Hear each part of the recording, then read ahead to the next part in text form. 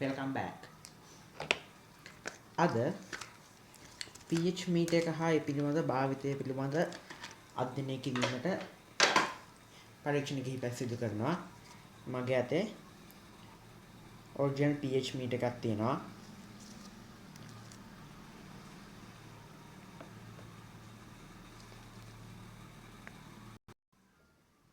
දැන් මේ pH meter එක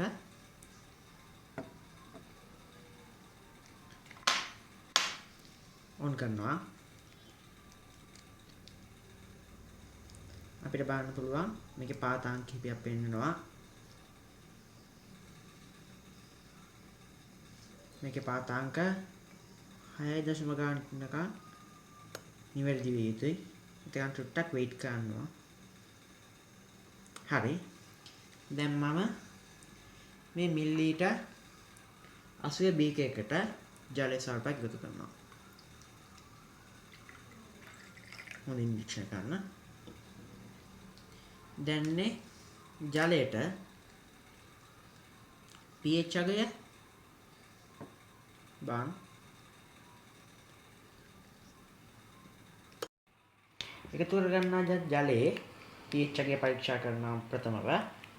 ඒ සඳහා pH meter එක මේ ආකාරයෙන් ප්‍රවේශමෙන් ජලය ගිල්ලිය යුතුයි. දැන් අපිට බලන්න පුළුවන් උදාසීන ද්‍රාවණයක pH අගය 7.1යි බලන්න.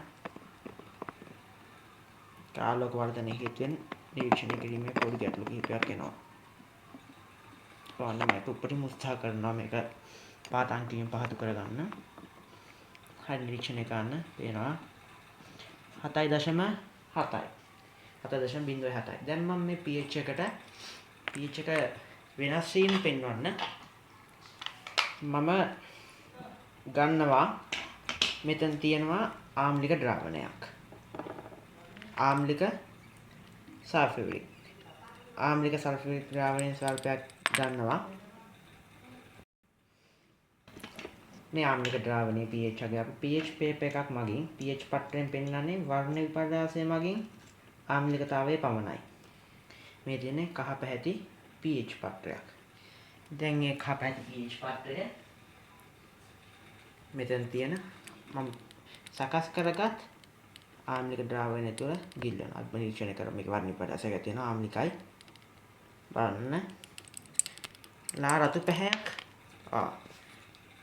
නිරීක්ෂණය කරන්න.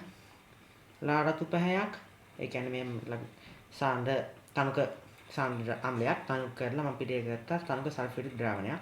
ඒ ද්‍රාවණය ලා රතු පැහැයක් පෙන්වන්න කරනවා. ඒ කියන්නේ පෙන්වනවා pH දාර්ශකයේ මගින්. කියන්නේ මේක ආම්ලිකයි.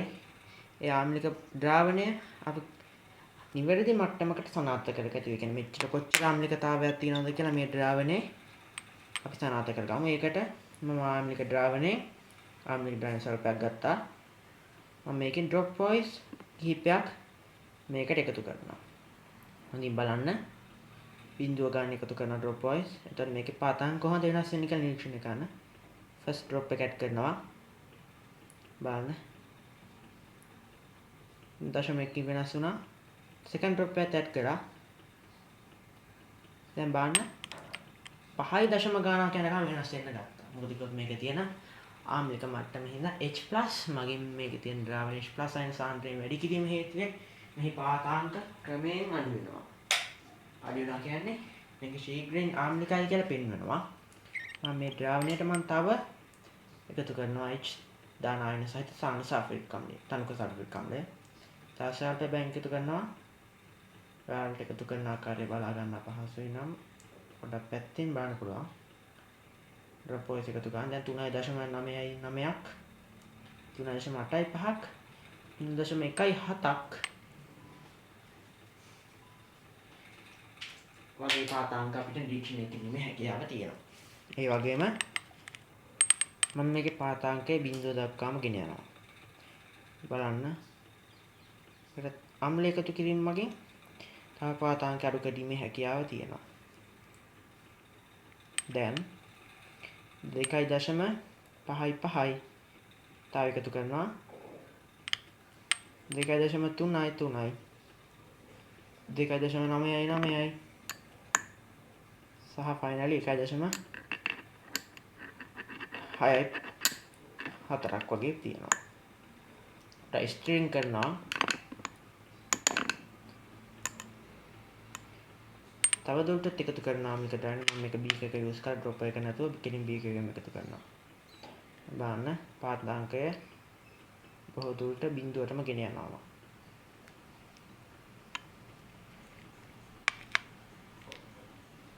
බලන්න pH ටික පොඩ්ඩක් කලලා තමයි pH එකෙන්ම.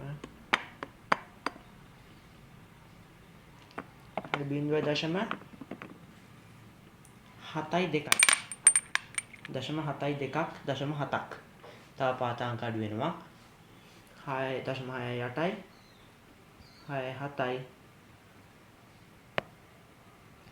0.6යි 6යි 0.6යි 6ත් 0.6යි 7ත් වගේ අතර පරතරයක තමයි යන්නේ. දැන් නැවත වරක් මේ ද්‍රාවණය පරීක්ෂණ සනාථ කිරීමටත් අවශ්‍යයි. ඒක හින්දා මම මේක නැවතත් ආම්ලික තව pH කඩදාසියක් භාවිතයෙන් පෙන්වනවා. බලන්න pH මීටර් එකේ පාඨාංක ඉතාමත් නිවැරදි. 0.1ක වගේ දෝෂයක් ඇතිවීමේ හැකියාව තියෙනවා. මේ ආම්ලිකයි. pH එක තැඹිලි පැහැයට හුරුයි. කියන ආම්ලිකයි. ආම්ලික මාධ්‍යයක්. ඒකයි මේක තැඹිලි වර්ණයෙන් දිස්න්නේ. සහ මේ pH මීටර් එකේ රේන්ජ් එක ගත්තොත් අපිට මේකේ උෂ්ණත්වය බලා ගන්න පුළුවන්.